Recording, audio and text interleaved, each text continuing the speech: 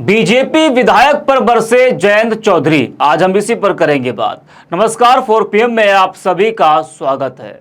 जयंत चौधरी भले ही एनडीए में शामिल हो गए हों, वो बीजेपी के साथ मिलकर चुनाव लड़ रहे हों, लेकिन कुछ खबरें ऐसी आती हैं जैसे लगता है कि आरएलडी बीजेपी में कुछ ठीक नहीं चल रहा है। भले ही मंचों पर कुछ और दिखता हो, एकजुटता मंचों पर दिखाई देती हो, सभाओं में दिखाई देती हो एकजुटता, लेकिन अंदर खाने शायद कुछ गड़बड़ चल रहा है। पूरा माजरा आपको हम बताएंगे कि आखिर हम ये बात क्यों कह रहे हैं, लेकिन पहले आपको थोड़ा पीछे ले चलते हैं।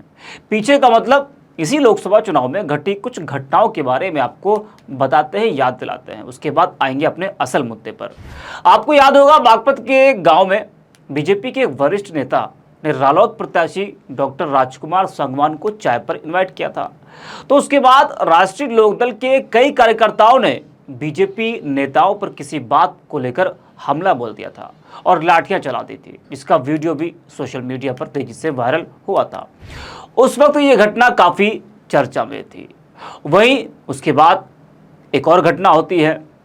जी हाँ, दूसरी घटना बिजनौर की थी, जहां जयंत चौधरी की सभा में बीजेपी कार्यकर्ता की जमकर पिटाई कर दी गई थी। और पिटाई किसी और ने नहीं बल्कि अपनों ने ही की थी, मतलब गठबंधन की सहयोगी पार्टी आरएलडी के कार्यकर्ताओं ने की थी। जयंत चौधरी जनसभा करने पहुंचे थे। चुनावी प्रचार के बाद जयंत चौधरी जैसे ही मंच से जाने लगे तो तभी किसी बीजेपी कार्यकर्ता ने कमेंट कर दिया और इसी बात से नाराज आरएलडी के समर्थकों ने बीजेपी कार्यकर्ता की जमकर पिटाई कर दी थी। तो इस तरह की कुछ घटनाएं घटी इस लोकसभा चुनाव में आरएलडी और बीजेपी के बीच में। तो ये दो घटनाओं का जिक्र हमने किया।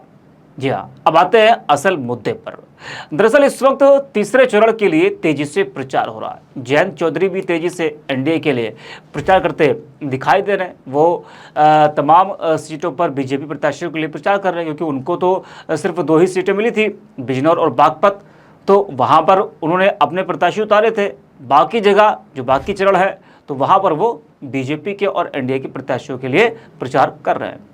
तो एक सभा में जयंत ने बीजेपी विधायक पर ही हमला बोल दिया। वो प्रचार करने गए थे तो वहाँ पर उन्होंने बीजेपी विधायक पर हमला बोल दिया और वो बीजेपी विधायक पर जमकर बरसे। बता दें कि भाजपा विधायक बाबूलाल पर तंज कसते हुए कहा कि उन्हें रालोद नहीं आगे बढ़ाया और अब उनके लिए रालोद के दरवाजे बंद हो चुके हैं।